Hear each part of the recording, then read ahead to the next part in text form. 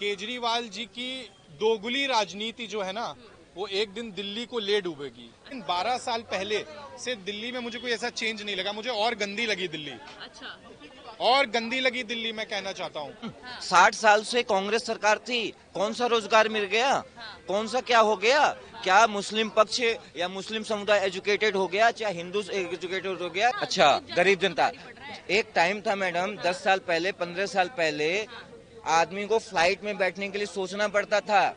आज चप्पल पहना हुआ बंदा, मजदूर बंदा जिसको डेली मजदूरी करता है, मैं खुद अपनी आंखों से देखा हूँ, और फ्लाइट से आ रहा है। ये तरक्की नहीं है मैडम। 180 सभा में 181वें सभा में क्यों नहीं गई थी, क्यों नहीं गई थी? आप मुझे आंसर बताइए। विपक्ष से आपने कभी पूछा? सोनिया गांधी से आपने पूछा कभी कि आप 180 सभा में साथ थे, 181वें में आप साथ क्यों नहीं थे? जब राजीव गांधी पे बम ब्लास्ट हुआ, आप क्यों नहीं साथ में थी?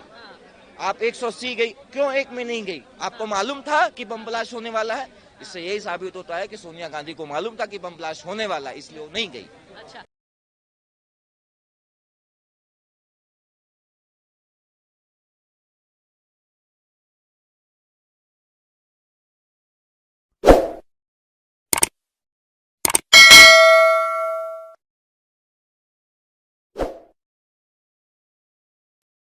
नमस्कार, आप देख रहे हैं द थिंक न्यूज और मैं हूं आपके साथ प्रेरणा नागवंशी। इस वक्त दिल्ली के कनॉट प्लेस में मौजूद है और जैसे कि आप सब जानते हैं कि इस वक्त जो लोकसभा चुनाव है बहुत नजदीक आ चुके हैं। ऐसे में किसानों को देखा जाए तो वो भी बॉर्डरों में बैठ चुके हैं। साथ ही में पक्ष और विपक्ष की बातें हो रही है। कहीं विपक्ष का कहना है कि केजरीवाल चोर है, वैसे कहीं पे अगर देखा जाए तो भाजपा के जो प्रवक्ता है वो कह रहे हैं कि केजरीवाल का जो बयान था नोबेल प्राइज को लेकर, उनका ये कहना है कि नोबेल प्राइज उनको चोरी करने के लिए मिलना चाहिए। अब यहाँ की जनता से जान लेते हैं कि वो यहाँ के मुख्यमंत्री के बारे में क्या सोच रख रहे हैं, कितना विकास देखा और उसको देखते हुए क्या उनके पक्ष पर बात करेगी दिल्ली की जनता। तो इस वक्त हमारे साथ सर मौजूद है, सर से बातचीत करेंगे। सर, आपका नाम क्या है?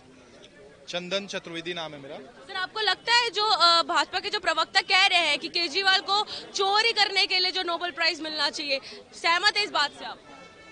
देखिए, मैं आप लोगों से कहना चाहूँगा, दिल्ली, मैं एक्चुअली मुंबई रहता हूँ और 12 साल पहले दिल्ली में ही था, पीतमपुरा में। तो मुझे कोई ऐसा विकास नहीं दिखा दिल्ली में, ऐसा कोई विकास नहीं दिखा कि केजरीवाल बोलता है कि ये मैंने दिल्ली को ये कर दिया है। वो कुछ नहीं किया है, कोई काम नहीं किया है। और जो केजरीवाल की राजनीति है ना, वो बहुत गंदी है। अच्छा। नंबर 1 की गंदी राजनीति, नंबर 1 की झूठी राजनीति करता है केजरीवाल। अच्छा। मैं आपके चैनल के माध्यम से कहना चाहता हूँ, केजरीवाल जी की दोगुली राजनीति जो है ना, वो एक दिन दिल्ली को ले डूबेगी। अच्छा। आप देखिए, केजरीवाल जी को जैसे जैसे सम्मान आ रहे हैं ईडी के, तो केजरीवाल जी क्या कर रहे हैं, मतलब अपने जो भी उनके साथ में आतिशी जी, सौरभ जी, कोई भी है, तो उनको वो मतलब कि मेरे को बीजेपी वाले बोल रहे हैं कि मेरे एमएलए को आप आ जाओ। अरे 50 बार बोल चुके, लेकिन एक सबूत तो दिखाइए आप जनता को एक सबूत दिखाइए कि ये देखिए एमएलए का फोन आया है, आपके एमएलए का, मुझे 25 करोड़ का ऑफर आया, मुझे 50 करोड़ का, जो भी है XYZ।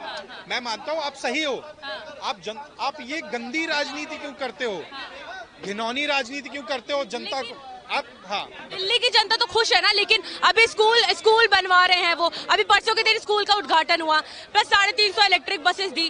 तो इतनी सारी चीजें देने के बाद भी यार आप लोग मतलब ऐसा नहीं कर रहे, तो वो चीज तो देखो मैडम, अभी दिल्ली की जनता ने उनको चुना है, एक अच्छे मुख्यमंत्री के रूप में उनको काम करना चाहिए।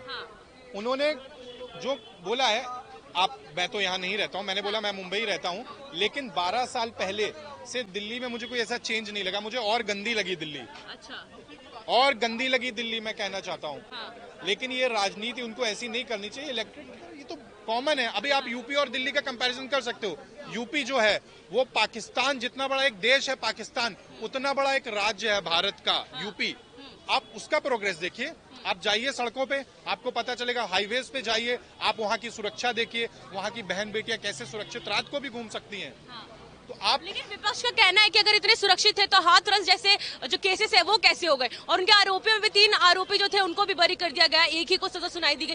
तो ऐसे में कहीं ना कहीं नहीं लगता भेदभाव है, और लड़कियों की सुरक्षा के लिए अगर बात की जाए तो नहीं है यूपी में। देखिए, अभी आप अगर आप कंपैरिजन करेंगे, आप एक हाथरस के मुद्दे पे मुझसे बात कर रही हैं, अगर आप कंपैरिजन करेंगे जो पहले जो हुआ करता था, योगी कि पहले का यूपी और योगी के बाद का यूपी, उसमें कंपैरिजन करेंगे तो वो ना के बराबर है।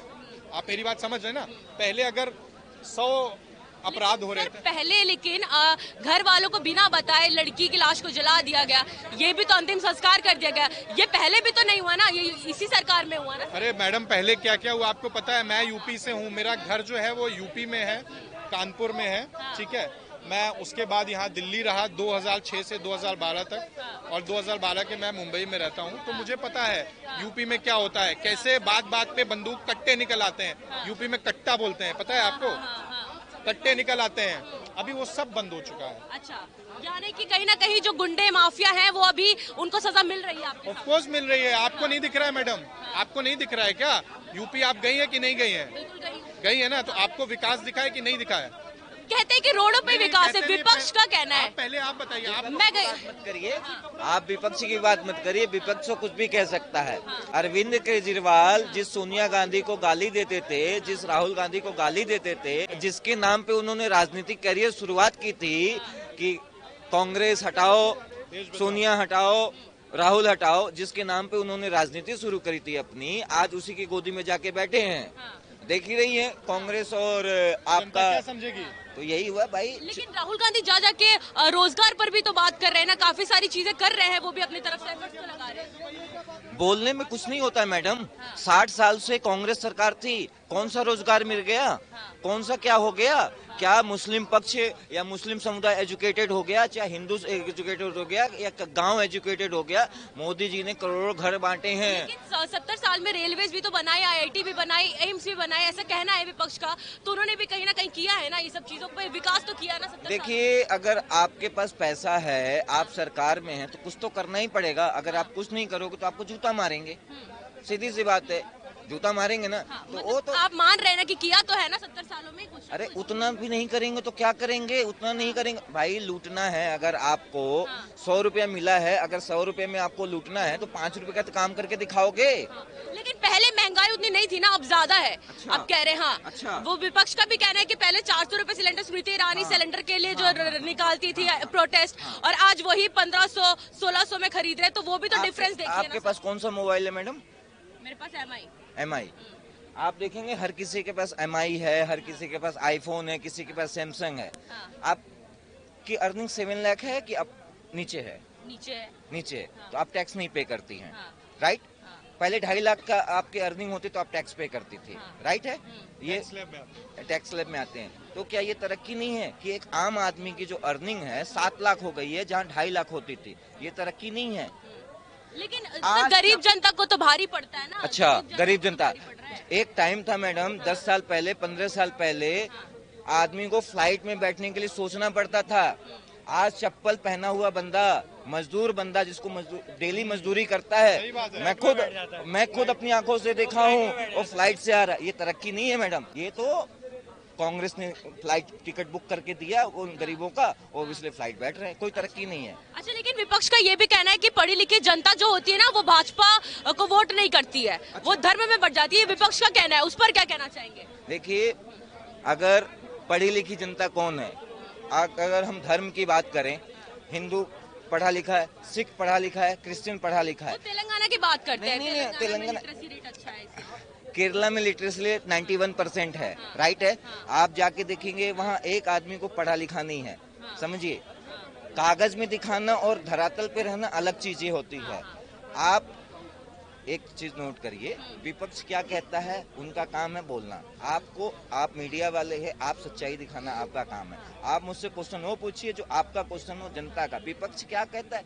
विपक्ष तो कहता है कि भाई जनता, अब जनता की बात कर रहे हैं ना, जनता क्या सवाल करिए। अभी ध्रुव राठी को आप जानते होंगे, जो यूट्यूबर है, उनकी वीडियो जो बहुत वायरल, उन्होंने EVM पर सवाल खड़े किया कि EVM पे जो है वो कहीं ना कहीं घोटाला होता है। वो EVM का हैक का मुद्दा उठा के चल रहे हैं। उनकी वीडियो करोड़ों लोग देख रहे हैं, पसंद भी कर रहे हैं। तो जनता पसंद करिए, उस पर जनता नहीं पसंद कर रही है मैडम।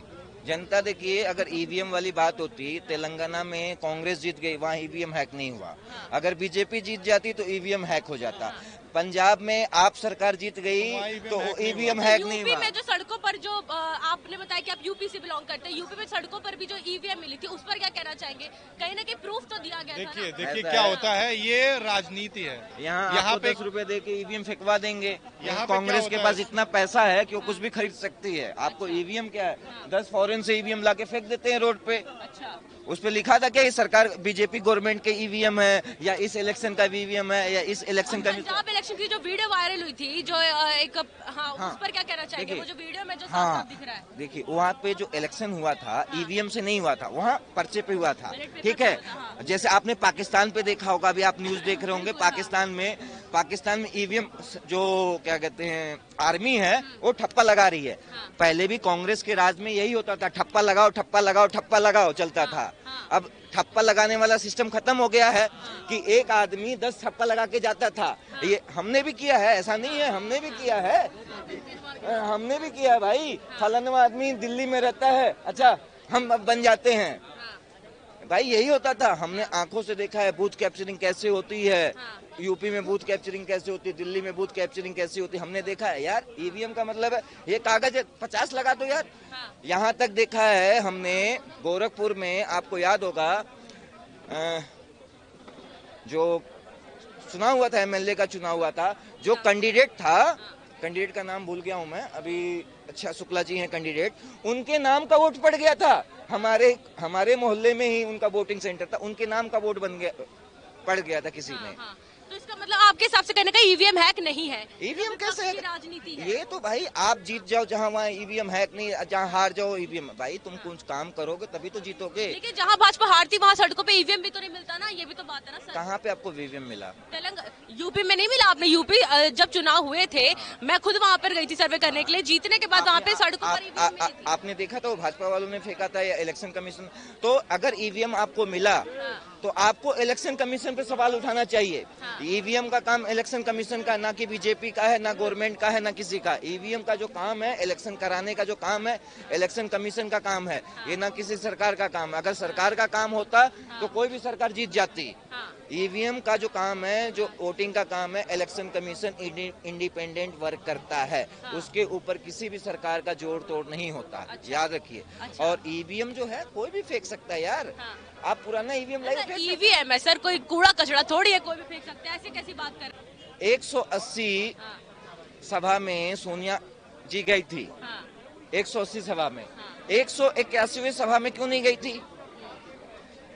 क्यों नहीं गई थी? आप मुझे आंसर बताइए। विपक्ष से आपने कभी पूछा? सोनिया गांधी से आपने पूछा कभी कि आप 180 सभा में साथ थे, 181वें में आप साथ क्यों नहीं थे? जब राजीव गांधी पे बम ब्लास्ट हुआ आप क्यों नहीं साथ में थी?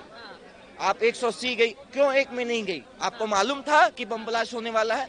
इससे यही साबित होता है कि सोनिया गांधी को मालूम था कि बम ब्लास्ट होने वाला है, इसलिए वो नहीं गई। अच्छा ये बताइए, अभी राम मंदिर के बाद तुरंत जो है काशी का फैसला आ गया, फिर अभी आप लोगों का कहना है कि मथुरा भी, तो आपको ऐसा लग रहा है कि इतना जल्दी जल्दी जो फैसला आ रहा है, कहीं ना कहीं चुनाव है सामने, इस वजह से विपक्ष का कहना है? नहीं, हम बहुत डिले चल रहे हैं। ये सब 70 साल पहले होना चाहिए था, कांग्रेस को खुद करना चाहिए था। भारत है, यहाँ पे देखा बाबर रोड, मुगल रोड, क्या कांग्रेस या क्या सोनिया गांधी, इंदिरा गांधी बाबर प्रेमी है या औरंगजेब प्रेमी है? क्या उनके दादा लगते